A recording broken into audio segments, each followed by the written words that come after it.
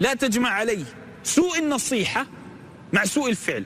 فرضا أنا وقعت بذنب سوء فعل ثم تأتيني بسوء النصيحة فجمعت علي السوء بما فعلت وسوء ما تفعل، فهل هنا أتقبل أنا النصيحة؟ أتقبلها؟ طبيعة الإنسان يرفض أن يؤمر. الإنسان جبل على كراهية الأمر، لهذا تجد أن الله كان إذا أمر أمرا ابتدأ بقوله تعالى ماذا؟ يا أيها الذين آمنوا. خاطبهم بأحب الألقاب لأن الإنسان يأبى أن يؤمر ولا يحب أن يؤمر. فإذا أمرت بمعروف فاختر ماذا؟ أفضل الكلمات وأحسن الألقاب، بل وجد بحسن الكلام. لهذا الله عز وجل شانه